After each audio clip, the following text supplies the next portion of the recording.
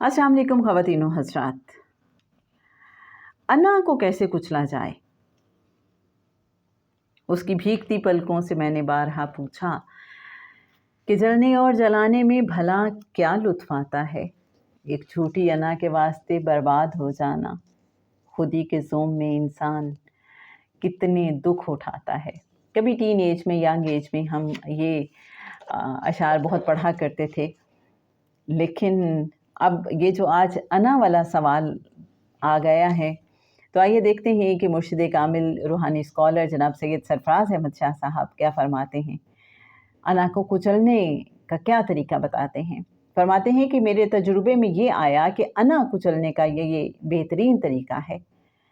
हम लोग किसी अज़ीज़ रिश्तेदार के इंतकाल पर देखते हैं कि मरहूम के बड़े साहबजादे को लोग समझा रहे होते हैं कि बेटा तुम्हारे वालिद दुनिया से जा चुके, अब वालिद और बहन भाइयों का ख्याल रखना तुम्हारा फ़र्ज़ है।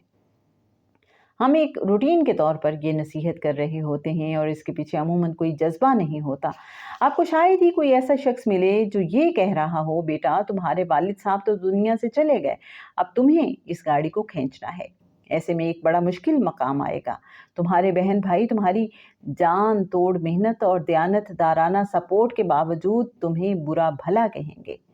तब शैतान तुम्हें उकसाएगा कि देखो ये तुमसे खाते भी हैं और तुम पर गुर्राते भी हैं। उस वक्त तुम लाहौल बढ़ना और ख़ुद को समझाना कि ये मुझसे नहीं खाते, मैं इनके लिए कुछ नहीं कर रहा, फ़कत अपना एक फ़र्ज़ अदा कर रहा हूँ। जब मैं इनके लिए कुछ कर ही नहीं रहा तो फिर ये जैसे मर्ज़ी मुझ पर गुर्राएं।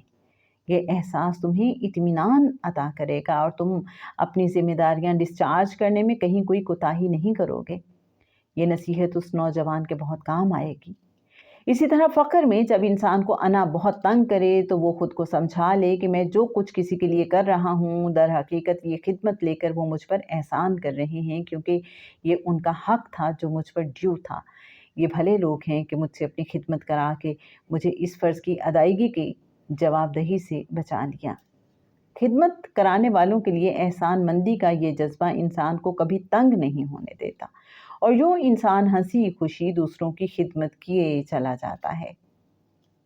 जब कभी मेरे अंदर नेकी की रमक बाकी थी और फ़कीरों से मुलाकात होती थी तो मैं हैरान होता था कि जेन्युइन फ़कीर से जब हम पूछते फ़लाँ फ़कीर कैसा आदमी है, तो वो मुस्कुरा कर जवाब देता वो बहुत भला आदमी और अच्छा इंसान है। हम पूछते वो किस मकाम पर है, तो जवाब आता मियाँ साहबज़ादे मैं तो सिर्फ़ ये जानता हूँ कि वो जिस मकाम पर भी है मुझसे बहुत बुलंद है। मैंने कभी किसी जेन्युइन फ़कीर को ये कहते नहीं सुना कि वो तो बेकार शख्स है। मैं जेन्युइन फ़कीर ढूँढने के लिए ये कुलियाँ इस्तेमाल करता और उससे जाकर पूछता फ़लाँ शख्स जो ढोंग रचाए बैठा है वो कैसा इंसान है, तो जवाब मिलता वो तो बहुत अच्छा इंसान है, मुझसे कहीं बेहतर है। उसके मकाम के बारे में इसलिए नहीं बता सकता क्योंकि मैंने फ़क्र का सफ़र अभी शुरू नहीं किया। तब मुझे समझ आने लगी कि जब फ़कीर ऐसी बात करते हैं तो असल में अपनी खाल बचा रहे होते हैं और ख़ूबसूरती से आपको जुल दे रहे होते हैं। जेन्युइन फ़कीर कभी अपने मकाम के बारे में नहीं बताता, दूसरों का भेद भी नहीं खोलता, वो वाउच कर नहीं सकता है कि कहीं खल्क़े खुदा धोखे में ना आ जाए, ग़ीबत कर नहीं सकता और ना ही किसी की असलियत बयान कर सकता है, क्योंकि ना जाने उस शख्स ने अपनी और अपने मकाम की प्रोजेक्शन किस अंदाज में की है। असलियत ज़ाहिर हो जाने से कहीं उसकी इज़्ज़त पर हर्फ ना आ जाए और फ़कीर की अपनी पकड़ ना हो जाए। बात अना को कुचलने की हो रही थी। अना कुचलने का आसान हल मैंने आपको बता दिया। जब इंसान दोनों प्रीरेक्विजिट्स को पूरा कर ले, यानी अपने दिल को आलाइशों से पाक कर ले, तो दिल धुल कर पाक साफ़ हो जाएगा। ये पाक साफ़ दिल अब रब ताला के क़याम के लिए तैयार है। नंबर 2, अना को मार ले। तो जनाब ये प्रीरेक्विजिट्स हैं, जिसके बाद जब हम कोई भी अल्लाह का कलाम पढ़ते हैं, सूरह मोहम्मद की यहाँ चूँकि बात हो रही थी, आपने प्रीवियस एपिसोड में सुना भी होगा, तो उसकी प्रीरेक्विजिट्स की शाह साहब ने बात फरमाई थी और यहाँ अना को कुचलने का तरीका डिटेल में शाह साहब ने हमें बताया।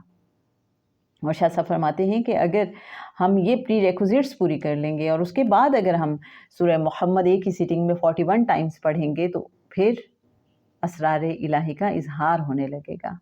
اور پھر شاہ صاحب نے یہ بھی فرمایا کہ پھر انسان وقتاً فوقتاً اس کو رپیٹ کرتا رہے تاکہ وقت کے ساتھ ساتھ اس کی قوت کم نہ ہو. یوں اسرار الہی کے مشاہدے کا ہمارا شوق پورا ہو جائے گا. یہ میں آپ لوگوں کو بتا رہا ہوں، ورنہ میں نے آج تک یہ سورہ اس انداز میں نہیں پڑھی، اس لیے بابا فرید صاحب رحمۃ اللہ علیہ کے نام سے آپ کو بتا دی. میں اس لیے آج تک اسے نہیں پڑھ پایا کیونکہ میرے دل سے علائشیں دور نہیں ہو پائیں. انا سے بھرا ہوا ہوں، اس لیے اسے پڑھنے سے مجھے کوئی فائدہ نہیں ہوگا. تو جناب یہ دیکھیں شاہ صاحب کی عاجزی کا انداز. آج کے لیے بس اتنا ہی. کل کے لیے میں دیکھ رہی ہوں کہ ایک اور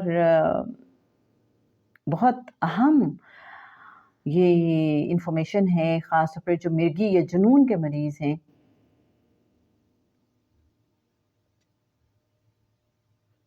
ان کے لیے شاہ صاحب نے کچھ بتایا ہے کہ کیسے وہ صحت مند ہو سکتے ہیں. لیکن تھوڑا انتظار کیجیے، کل انشاءاللہ آپ کے ساتھ شیئر کرتے ہیں. آج جو ہم نے کنٹینٹ آپ کے ساتھ شیئر کیا اس کا ریفرنس ہے کتاب ارجنگ فقیر، پیج 181.